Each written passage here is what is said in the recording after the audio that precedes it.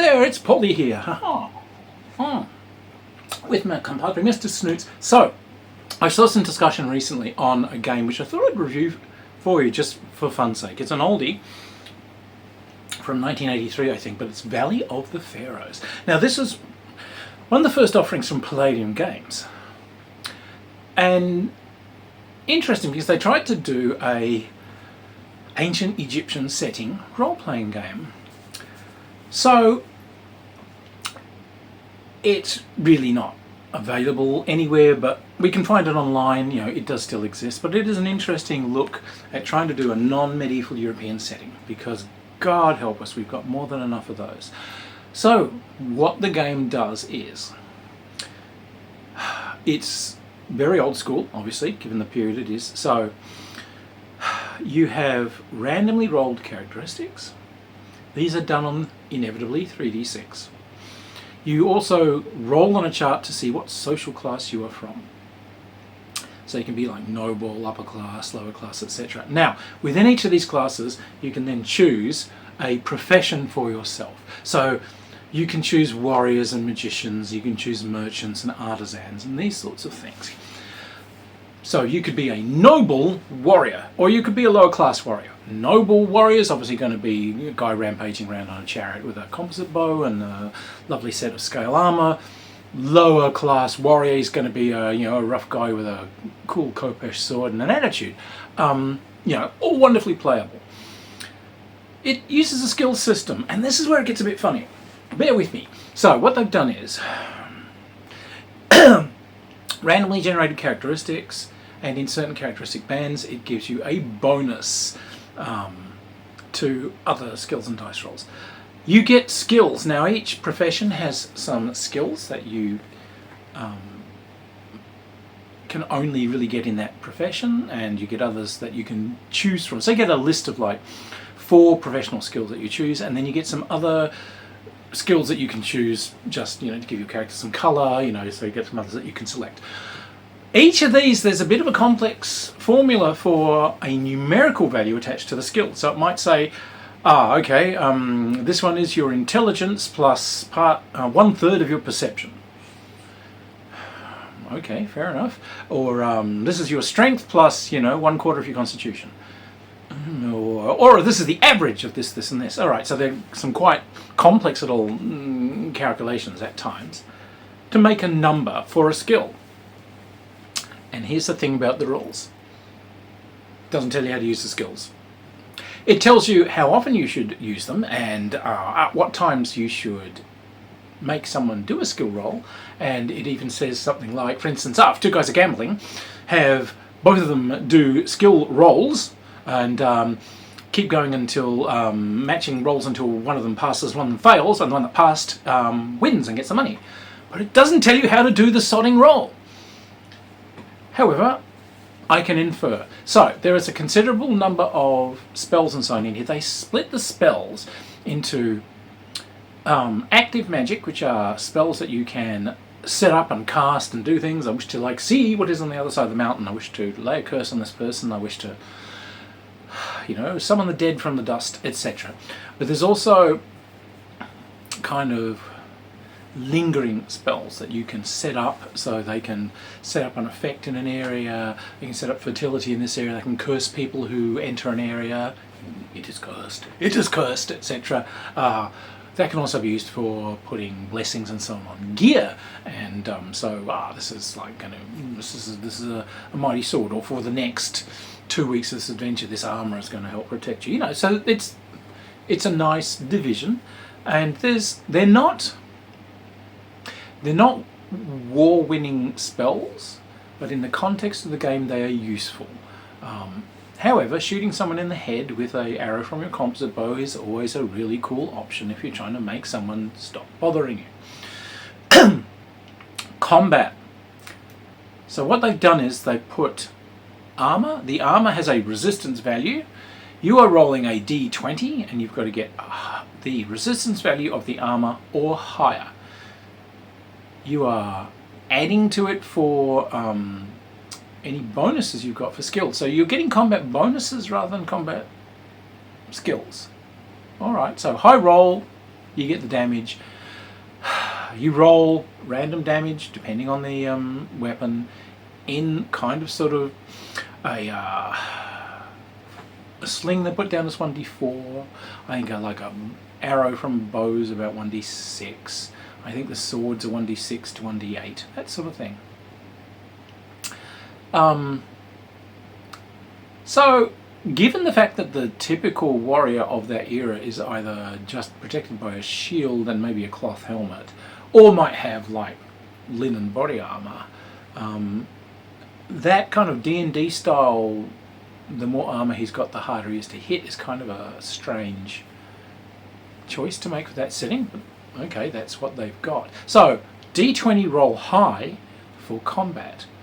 Now how I say you work out the skills by inference is that when it gets to the magic system, it just sort of says to see whether you trigger, whether a magic user can actually use a spell. First off, they have to pay some magic points, which is a characteristic you've worked out based on their willpower. So okay, good, you've got limited magic that you can cast depending on you putting a store of mana into it, and then you must roll their skill in that type of magic or less on a d20. Okay, so from that I can infer that the skills are going to be probably rolled against that way as well. However, each skill has a write-up on it, and there are a series of other effects they have. So if you've got like navigation skills, it tells you that you can specifically do this, specifically do that. If you've got it over this value, then you can automatically, figure out how to do these things. If you are a merchant, if you've got a skill of at least this much, you get a discount on purchasing things due to your prowess at just bargaining in marketplaces and so on. So there are lots of kind of trigger points within the thing. So now the other strange thing is monsters. They haven't given the monsters names. That was really interesting. They've just got monster type 1, type 2, type 3, type 4. So they've got the natural creatures of that setting. They've got lions, they've got jackals, they've got the usual, because your main foes are going to be obviously other people. They have put in there like evil hungry dead, so animated kind of mummy-esque things from the desert sands, and then they've got some basic monsters. So there's and these are things like they've got a lion-headed thing with a long snake head and a serpent tail at the back. In Mesopotamian terms, that's a mushushu, but they've just called it like a type 1 monster. They've got like some other ones that are like lions and jackals have got like big hawks' heads. So some pretty simple monsters. You've only got about 4 sorts. And actually, if you think about it, unless you're getting silly with giant scorpions and whatever, actual Egyptian stories, they are all about fighting people, fighting the supernatural warriors of someone. And obviously you can make whatever quite powerfully skilled evil mummy warriors or whatever that you want if you're trying to send the undead back to the hell from whence they came. So it's a relatively limited game as far as heaping fantasy onto people. It's going to be a game of fighting bandits, fighting enemy armies, performing missions. I can see the entertainment in it, I can see the fun in it. Like I said, a pretty simple system at its core. Combat, D20 roll high, and they've got hit points. When the hit points get to 0, you fall down, go boom. Nothing really new there. And again, the skills, D20 roll low. It does kind of irritate me when you have contra systems that way, but what the hell, it's easy to explain. And a slightly complex way of working out the numerical values of the skills, but there's nothing that anyone with intelligence above the amoebic level couldn't figure out in 2 seconds flat. So is it a playable game? Yeah, sure it is. It actually is. What I like about it is that it actually doesn't snow you down with 500,000 different monsters and 600,000 different spells.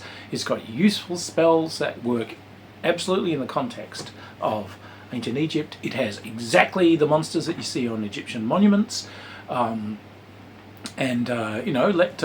chaos rule. It has extensive notes in there on Egyptian society and how it worked, and who kowtows to whom, and what they're superstitious about, what the ceremonies are. It gives you the cultural background and the geographical and historical background that you need to play. So you could set up, if you just sat down and you watched something like the old movie The Egyptian, I reckon you could be off and racing and have a good game on this. I love the Egyptian setting as one for games. It's one everyone's got stored in hard memory. They know what it looks like. It's fantastic, it's glorious, the technology is limited, but the engineering is spectacular.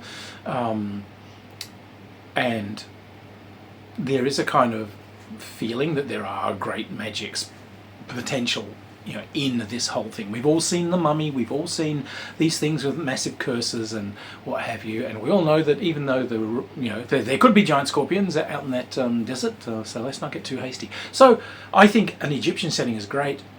I had a player who just hated Khopesh swords. The Khopesh sword is the one that goes forward like a sickle. It's actually a great sword because you can hook over shields with it, and it's perfectly in line if you do a thrust. It's actually, I see exactly why they made it.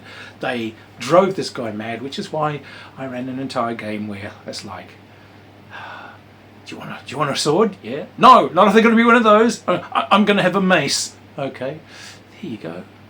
It's a rock on a stick.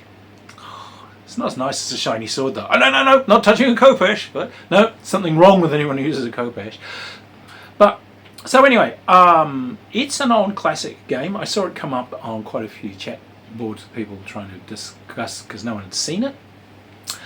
It is a classic. I think it does deserve to be remembered because this was our first real attempt to try and do something that's ancient Egyptian. The world has a plethora of games that are based on quasi-medieval European or quasi-Arabian Nights style high fantasy settings, and I've had it up to here with them.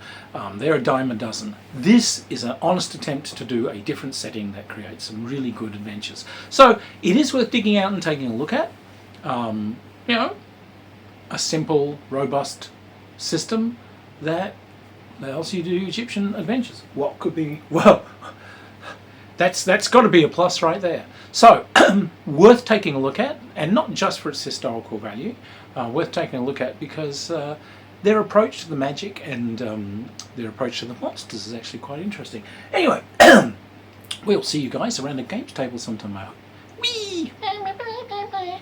And look after yourselves. Hope to catch you someday soon. Okay. Cheers, everyone. Mm-hmm.